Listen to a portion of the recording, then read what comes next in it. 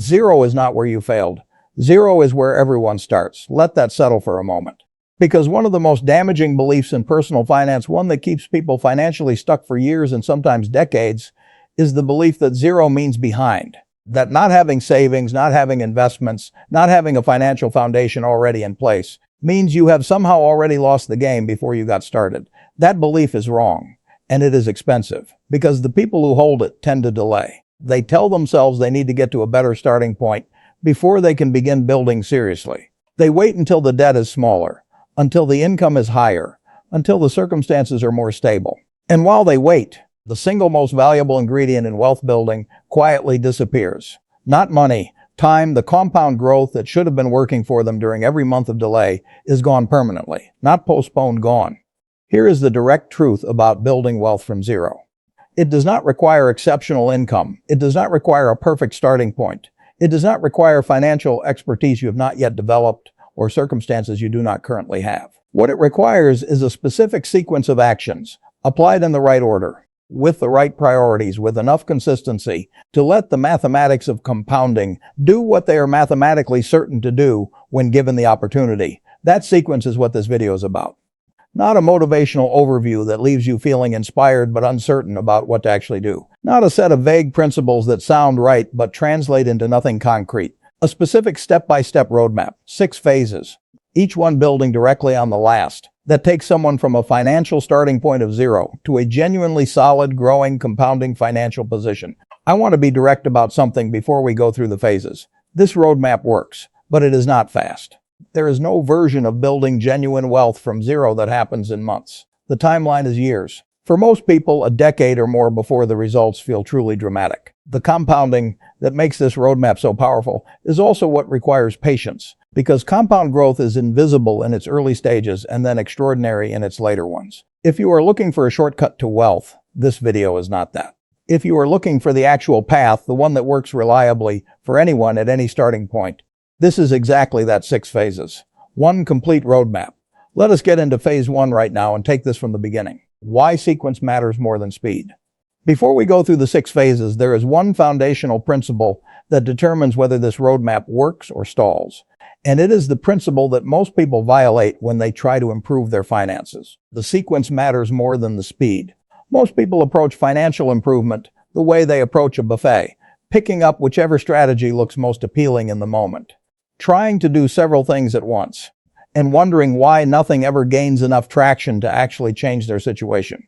They are trying to invest before they have an emergency fund to protect those investments.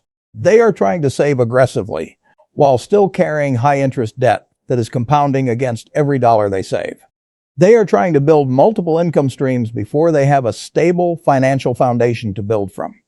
And the result is that every initiative gets a fraction of the resources it needs, nothing reaches the critical mass required to become self-sustaining, and the person ends up exhausted from effort that produced almost no lasting progress. Financial health is built in layers. Each layer is the foundation for the one above it. You cannot invest effectively while carrying high interest debt, because the guaranteed return from eliminating 20% interest debt outperforms virtually any investment available. You cannot protect your investments from forced liquidation without an emergency fund. You cannot build an emergency fund efficiently without a working budget. Every layer depends on the one beneath it. The discipline of the sequence is to complete each phase before moving to the next. This feels counterintuitive when you are impatient for results, and the early phases produce results that are less visible and less exciting than the later ones. But the patience of following the sequence is what makes the transformation compound rather than stall. Every phase completed properly makes the next phase exponentially more effective. Every phase rushed or skipped creates a structural weakness that eventually shows up as a setback. Follow the sequence. Trust the process. The results compound exactly as the mathematics say they will complete financial audit. Know your exact numbers phase 1. Foundation you cannot build from a position you cannot see clearly. The first and most important step in building wealth from zero is getting an accurate, honest, complete picture of exactly where you stand financially, not approximately, not based on a rough sense of what you earn and spend. Precisely because every subsequent decision in this roadmap, every budget allocation, every debt elimination target, every investment amount is only as good as the accuracy of the baseline it is built from. Bad data produces bad plans. Good data produces plans that work. Phase 1 has 3 components. First, calculate your net worth. This is every asset you own: cash, savings, investments, property value, pension value, anything with financial worth, minus every liability you carry, every debt, every loan, every obligation. The gap between those two numbers is your net worth. It may be negative. For most people starting from zero, it probably is. That is fine. This number is not a judgment. It is a coordinate. It tells you precisely where you are standing on the financial map, so you know what direction you need to travel. Second track, every transaction for 1 full month, every single one. Not your estimate of what you spend. What you actually spend, verified by bank statements and card statements, categorized into every spending area.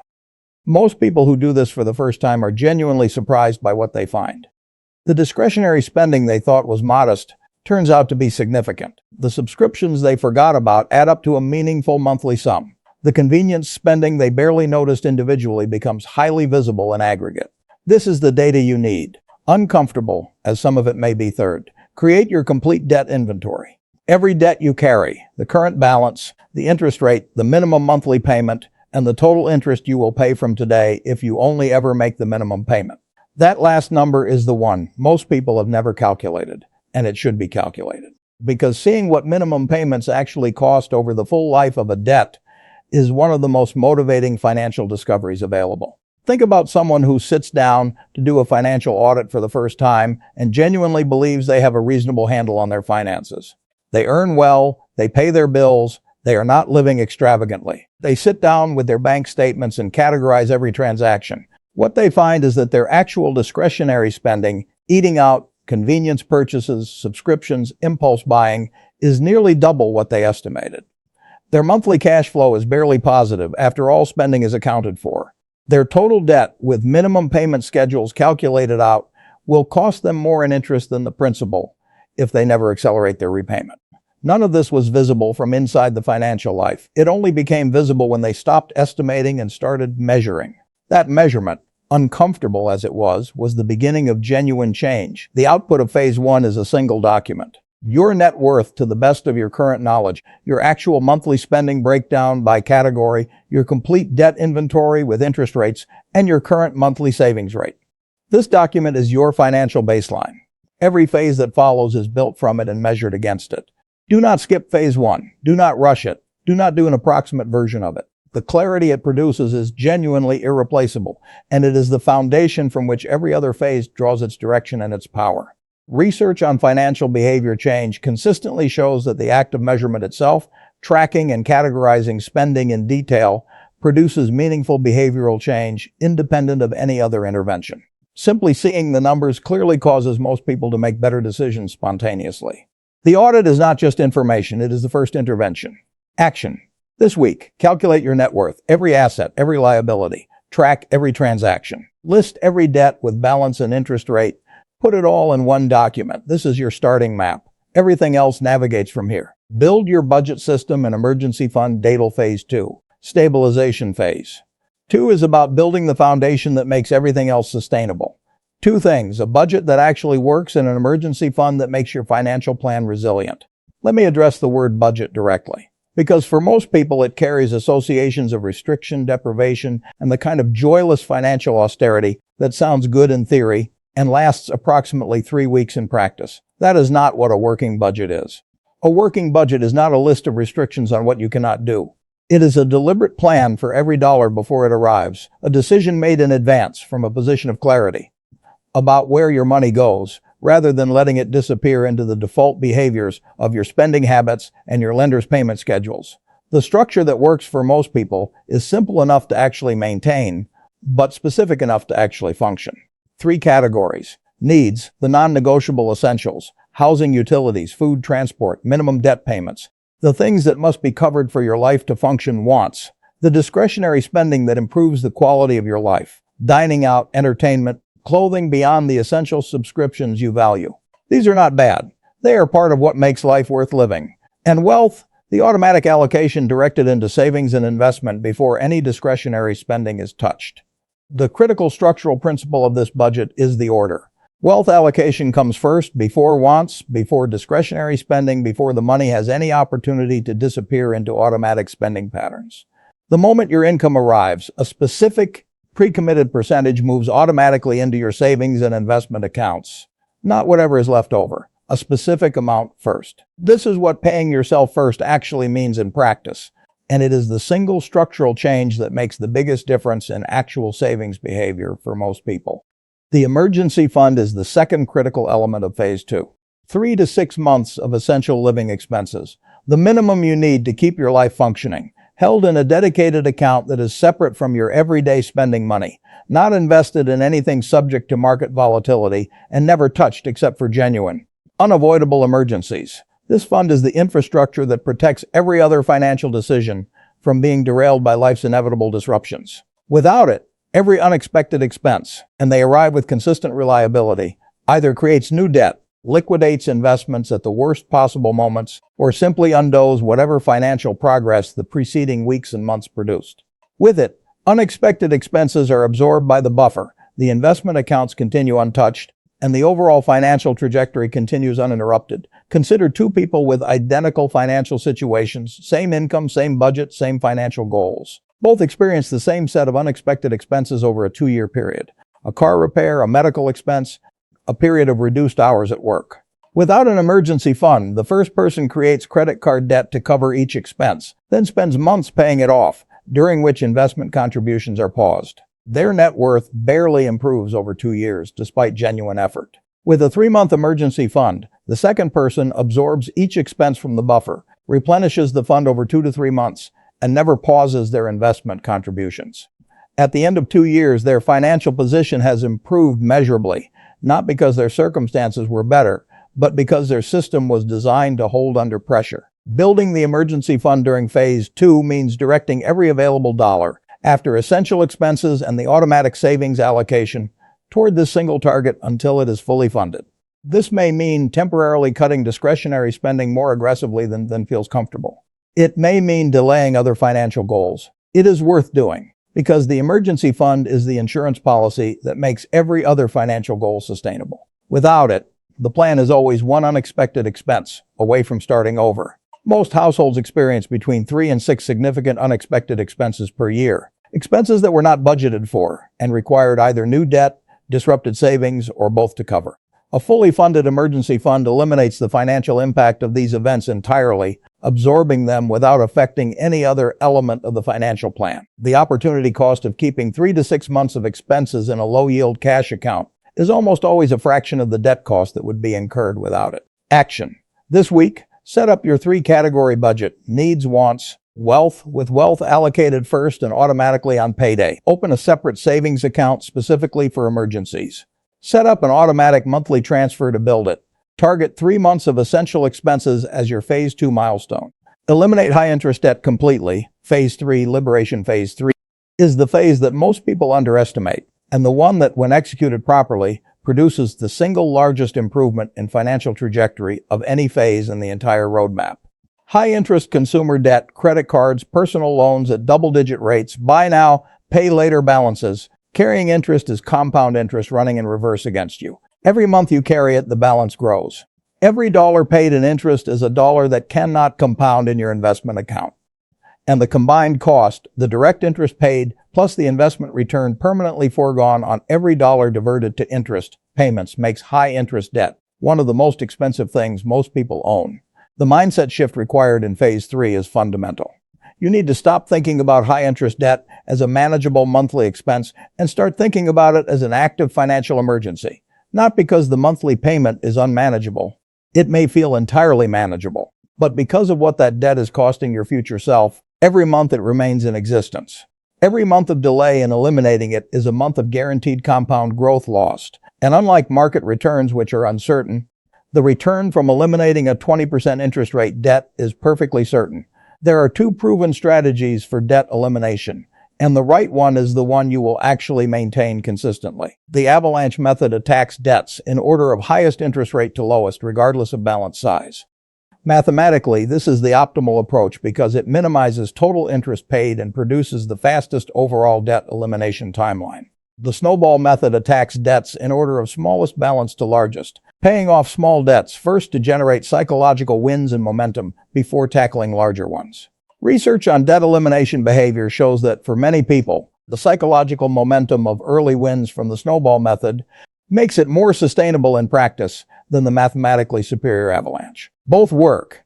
Choose the one that keeps you executing rather than the one that looks better on a spreadsheet. The execution is consistent, regardless of which strategy you choose. Make minimum payments on every debt except the primary target. On the primary target, apply every available dollar above those minimums, every surplus dollar from your budget, every freed cash flow from the lifestyle audit, every unexpected income that arrives. When the primary target is eliminated, redirect its entire payment, the minimum plus every extra dollar that was going to it, to the next target. Build momentum, stay consistent. Do not stop until every high-interest debt is gone. 2 people start phase 3 at the same time with the same total debt. $15,000 spread across a credit card, a car loan, and a personal loan. The first makes minimum payments on everything, feeling that slow progress is better than no progress. After 2 years, their total debt has barely moved because most of each payment has gone to interest rather than principal. The second person directs every available dollar to the highest rate debt while paying minimums on the others. They eliminate the credit card in 7 months, redirect everything to the car loan, eliminate it in another 9 months, and are completely debt-free within 20 months. The first person is still managing debt 3 years after they started.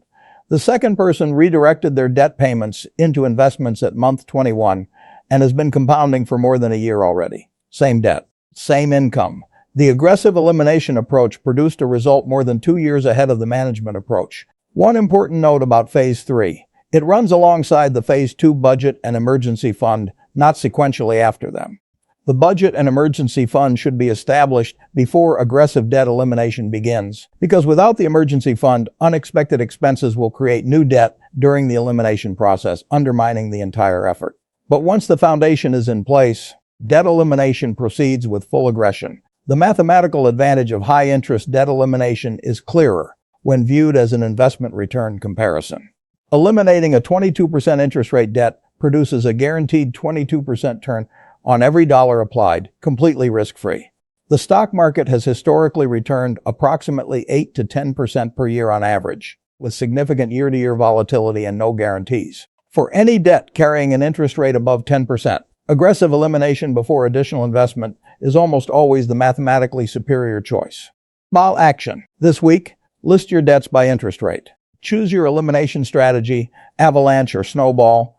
Calculate your debt-free date at current payment levels. Then calculate it if you doubled your payments. See the difference. Then find every available dollar in your budget to accelerate and apply them all to the primary target starting this month. Begin investing consistently. Phase 4, compounding Phase 4, is the phase that changes everything. This is the moment the financial equation flips from managing what you owe to building what you own, from playing defense to playing offense, from containing the damage to building the future. Everything before Phase 4 has been essential preparation. The budget created the surplus. The emergency fund protected the investments from forced liquidation. The debt elimination switched compound interest from working against you to working for you. Phase 4 is where the compounding engine starts running, and once it starts, it does not stop. Let me address the single biggest misconception about starting to invest, because it is the one that delays Phase 4 for more people than any other. The misconception is that you need a significant amount of money to start investing meaningfully. You do not. You need any amount of money consistently contributed over a long enough time horizon. The amount of the first investment matters far less than the timing of it. A modest monthly contribution started today and maintained consistently for 20 years will almost certainly produce more wealth than a larger contribution started 5 years from now, because those 5 years of early compounding are worth more than any amount of catch-up contribution can replace. The mechanics of Phase 4 are genuinely straightforward, and I want to walk through them specifically because the simplicity is part of the point. Open a tax-advantaged investment account appropriate for your country. In the United Kingdom, this is an individual savings account, an ISA. In the United States, the primary options are the Roth IRA or the 401k through your employer, ideally with employer matching captured first. In other countries, there are equivalent vehicles, pension accounts, registered savings plans, superannuation funds. The tax advantage of these accounts, sheltering your investment returns from tax over years and decades, compounds into a significant portion of your total long-term return. Using these accounts first, before investing in taxable accounts, is one of the simplest and highest impact optimizations available. Once the account is open, choose your investment. For most people at Phase 4, and for many investors at every stage, a single, broadly diversified, low-cost, global equity index fund is the best starting point and often the best permanent holding. This fund owns a small piece of hundreds or thousands of companies across multiple countries and sectors simultaneously. When those companies grow, when the global economy produces more profit, more revenue, more shareholder value, your investment grows proportionally. When any individual company fails, the diversification means it represents only a tiny fraction of the overall portfolio. Set up an automatic monthly contribution, the specific amount determined by your budget, that executes on payday without any decision or action required from you.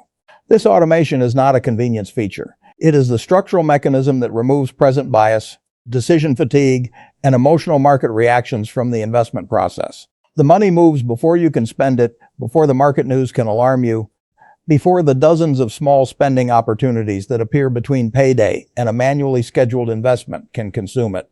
The automatic contribution is one of the most powerful financial structures most people can build. Consider the mathematical reality of two investors. The first starts investing a modest fixed monthly amount at 25 and contributes consistently for 40 years. The second waits until 35, perhaps because they felt they needed more money to start, or because the market looked uncertain, or simply because they kept meaning to get around to it, and then invests the same fixed monthly amount for 30 years. Despite the second investor contributing for 30 years versus the first investor's 40, the first investor ends up with substantially more wealth. Not slightly more, substantially. The 10-year head start, the early contributions that had an additional decade to compound, represent a disproportionately large share of the first investor's total wealth. This is the mathematical reality of compounding. The early years are worth more than the late years. Starting Phase 4 today is worth more than starting it next year at twice the contribution. The question most people ask at this point is, what about the market being high right now? What if there is a correction soon after I start? This concern is understandable, but it misunderstands how long-term investing works. For an investor with a 20 or 30-year time horizon, a market correction in year 1 or 2 is not a disaster. It is a sale. An opportunity to buy more shares at lower prices during subsequent monthly contributions. The investor who starts today and experiences a correction early on almost certainly ends up in a better position than the investor who waited for conditions to look safer and missed the growth that preceded the correction. Historical data on equity market performance across multiple decades and multiple countries consistently shows that time in the market produces better long-term results than timing the market for the vast majority of investors.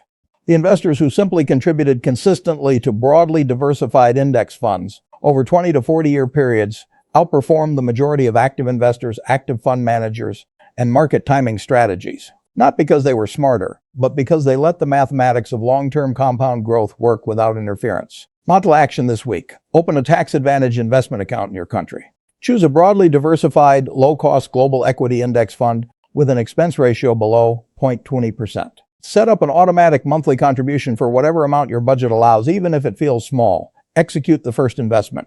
The compounding engine has now started. Do not turn it off. Grow your income deliberately. Start Phase 5, acceleration by Phase 5. Your financial foundation is solid. Your budget is working. Your emergency fund is protecting your plan. Your debt is eliminated or nearly eliminated.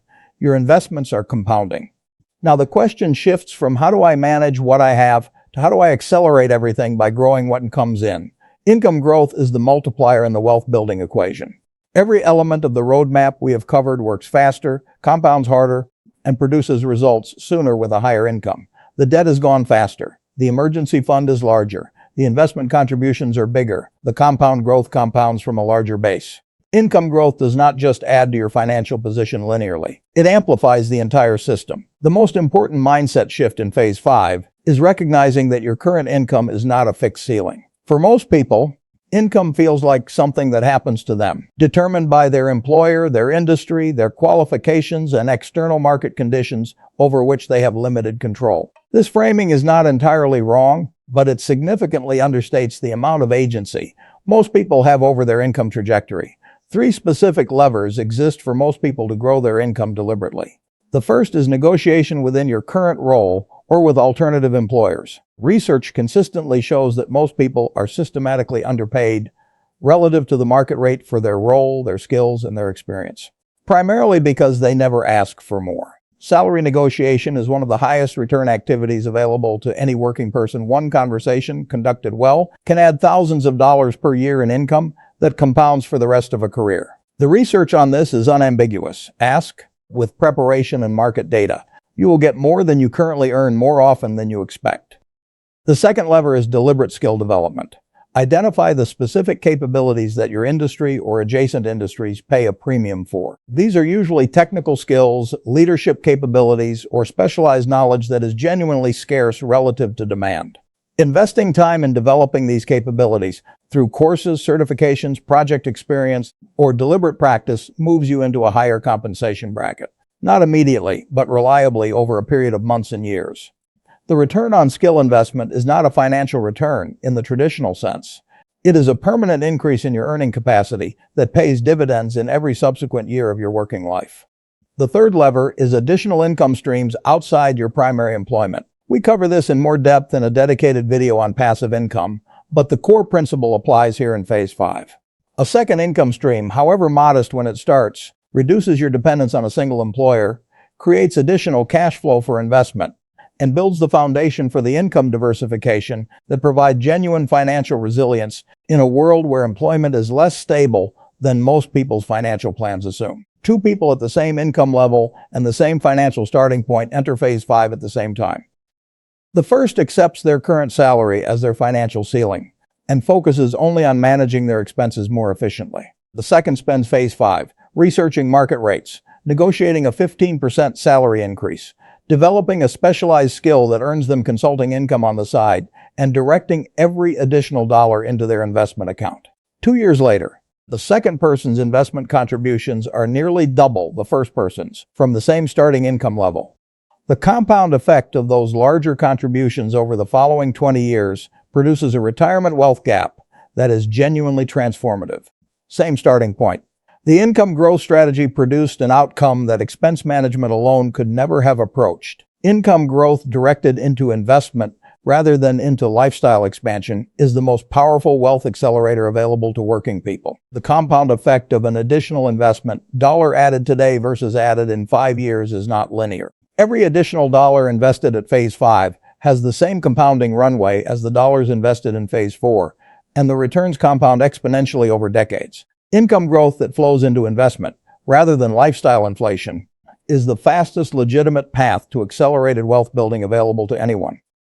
Action this week. Research the market rate for your current role in your industry and geography. Calculate whether you are earning at, above, or below market. If below, prepare your case and schedule the negotiation conversation. Simultaneously, identify one skill in your field that commands a meaningful compensation premium and take the first concrete step toward developing it this week. Protect what you have built. Phase 6, resilience. The final phase is the one most people skip, because by the time you reach it, things are going well. Progress is visible, the financial plan is working, and it is easy to assume that something functioning well does not need active attention. That assumption is where significant financial damage happens. The financial life you have built over the preceding 5 phases, the growing investment portfolio, the eliminated debt, the functioning budget, the income growth is genuinely valuable. And genuinely valuable things require genuine protection, not paranoid, anxious, constant monitoring, but deliberate, thoughtful, systematic protection against the specific events that could damage or destroy what took years to build. The first protection element is adequate insurance coverage. Most people have some insurance, perhaps an employer's basic cover, perhaps a health policy, perhaps car insurance, because it is legally required. But specific review of whether your coverage is genuinely adequate is a different exercise. Income protection insurance, coverage that replaces your income if illness or injury prevents you from working, is one of the most undervalued financial products available. Your income is the engine that drives your entire financial plan. If that engine stops, what happens to the plan? Income protection insurance answers that question with a sustainable, specific, financially sound answer rather than leaving it to uncertainty. The second protection element is your estate plan. A will is not a document for the elderly or the wealthy.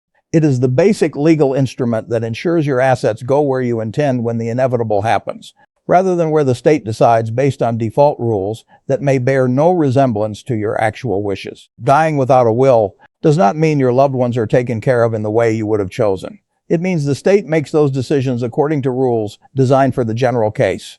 not your specific situation. A basic will, created by a qualified solicitor or attorney, is one of the most responsible financial acts available to any adult and one of the most commonly neglected. The third protection element is your investment diversification review.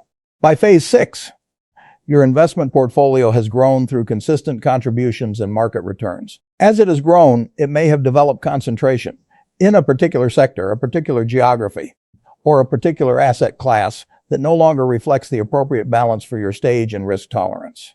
An annual portfolio review that checks the diversification and rebalances where necessary is a small-time investment that protects against the specific risk of concentrated positions failing at the worst possible moment. The fourth protection element is your emergency fund maintenance. Life is not static. Expenses change. Income changes. Family circumstances change. An emergency fund that was adequately sized 2 years ago may no longer be adequate today. Phase 6 includes a regular check, at least annually, that the emergency fund remains appropriately sized relative to your current essential expenses, and that it has not been partially drawn on without replenishment. Think about someone who has spent 5 years building a genuinely solid financial foundation, growing investments, eliminated debt, increasing income, disciplined budget. Then 2 things happen in the same year. A significant health event prevents them from working for 4 months, and they have no income protection insurance. And a family member challenges the distribution of their assets because there is no will. The 4 months without income drains the emergency fund and creates pressure on the investment accounts. The estate dispute generates legal fees and family conflict. Both events, entirely manageable with proper protection in place, produce serious financial and personal damage without it. The 5 years of careful building did not fail. The protection layer that should have been built around it was simply never put in place. Research on household financial resilience consistently identifies 2 protection gaps that produce the most significant financial setbacks for households that had otherwise sound financial management: inadequate income protection in the event of illness or injury, and the absence of basic estate planning documents. Both are relatively inexpensive to address relative to the financial risk they eliminate. Both are consistently underprioritized in financial planning. Phase 6 addresses both systematically. Action this week: review your current insurance coverage, specifically income protection if you do not have it. Check whether you have a current will.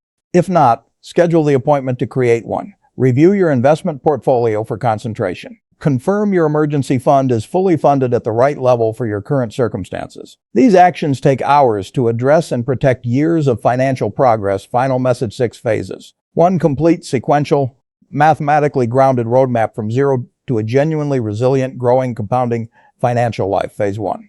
Know your exact numbers. See your financial reality with honest precision. Net worth, cash flow, debt inventory. You cannot navigate from a position you cannot see. Phase 2.